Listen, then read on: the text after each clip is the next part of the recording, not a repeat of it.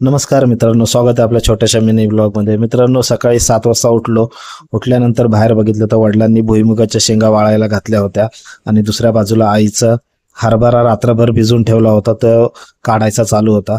आता हा काढून उन्हामध्ये वाळवणार आणि त्यानंतर ह्याची चांगला वाळला की मग ह्याची जात्यावरती भरडून घेणार आणि डाळ तयार करणार.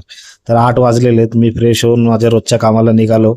म्हणजे आपलं जसं मी विहिरीचा पाणी काढायला जातो दूरच्या रानामध्ये, तिकडे मी चाललेलो आहे. तर बघू शकता तोपर्यंत आईने हरभरा वाळायला टाकलेला आणि हा आहे कोंबडा.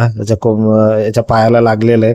3 दिवस झाला हा काय असंच राहतोय. तर ह्याचं मटण करायचं चाललंय. तर तो आपण चाललेलो आहे पुढच्या रानामध्ये. तोपर्यंत वडील इकडे रानातलं गवत काढून घेत होते. बघू शकता हे आंबे मला काढायचे आहेत. अजून याला पाड लागलेला नाही. आता मे महिना संपत आलेला आहे तरी सुद्धा कधी पाड लागतोय काय अंदाज नाही.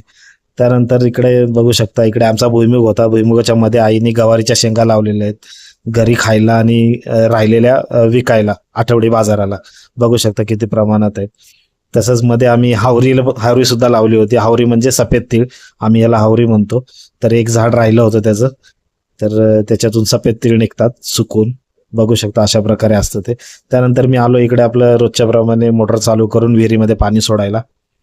तर पाणी सोडून झाल्यानंतर आपल्याला आज मका भिजवायची होती, कारण 2 दिवसानंतर आपण भिजवतो.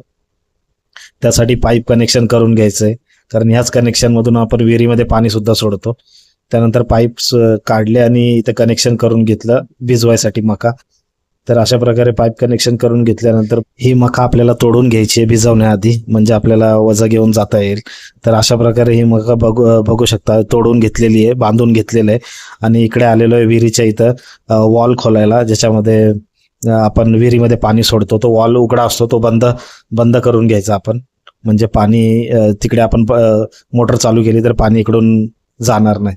तर अशा प्रकारे विहिरीतलं पाणी चालू केलेलं आहे मका भिजवण्यासाठी. बघू शकता आता तिकडे पाणी आलं असेल, आपण जाऊन तिकडे बघूया. इथं मध्ये पानं येतात त्याच्या, तर व्यवस्थित लावून घेऊया. तर इकडे बघू शकता पाणी चालू झालेलं आहे. आता मका भिजून झालेली आहे जवळपास, बऱ्यापैकी लवकर होते कारण आता 3च वाफे राहिलेले आहेत. तर येऊन मोटर बंद करूया. मोटर बंद केल्यानंतर आपल्याला परत आधीचं कनेक्शन होतं तसं करून घेऊया, म्हणजे आपल्याला विहिरीत पाणी सोडता येईल. बघू शकता पाईपामध्ये पाणी साचलेलं असेल ते, आता जर आपण वॉल उघडला तर पाईपामध्ये साचलेलं पाणी इकडे विहिरीत पडतं आणि आपण तिकडे कनेक्शन जसं होतं तसं केलं तर मोटर चालू केली बोरची, तर त्याच्यामध्ये पाणी यायला सुरुवात होतं. तर अशा प्रकारे आमचं पाणीचं नियोजन आहे इकडे दूरच्या रानामध्ये. बघू शकता हे कनेक्शन करून घेतलं. त्यानंतर घरी आल्यानंतर सकाळी 9:30 वाजले होते आणि आमचा जेवायचा टाइम झाला होता. मग जेवून घेतल्यानंतर तोपर्यंत आम्ही ज्यांना मका विकली होती गेल्या महिन्यामध्ये, तर ते पैसे घेऊन आले होते, तर त्यांनी पैसे दिले ते मक्याचे. त्यानंतर मित्रांनो, इंस्टा, फेसबुक आणि यूट्यूबसाठी मी काही व्हिडिओ बनवून घेतले, थोडा वेळ मिळतो त्यामध्ये. त्यानंतर मित्रांनो लाईट गेली होती, त्यामुळे मला काही शूट करता आलं नाही व्यवस्थित. त्यानंतर 4:30 वाजले. 4:30 वाजता लाईट आल्यानंतर आपलं चार्जिंग झाल्यानंतर गोटा झाडून घेतला. बघू शकता अशा प्रकारे रोजचं काम आहे माझं हे, संध्याकाळी 4:30 वाजता गोटा झाडून घ्यायचा. त्यानंतर हे बघा, हाच तो कोंबडा आहे. आज एकादशीमुळे ह्याला काही कापता आलं नाही, पण नक्कीच 1-2 दिवसात भाऊ येणार आहे. त्या टायमिंगला आमची नक्कीच ह्याला शहीद करून आमची पार्टी नक्कीच होणार आहे. तर तो व्हिडिओ मी तुम्हाला दाखवेनच. त्यानंतर संध्याकाळी 6 वाजले होते. गुरांसाठी मका तोडून घेतली आणि नंतर आज कोथिंबीर वड्या होत्या संध्याकाळी घरी. तर आईचं चाललं होतं कोथिंबीर वड्या बनवायचं. तर मित्रांनो, व्हिडिओ आवडला असेल तर व्हिडिओला लाईक करा, चॅनेलला सबस्क्राईब करा.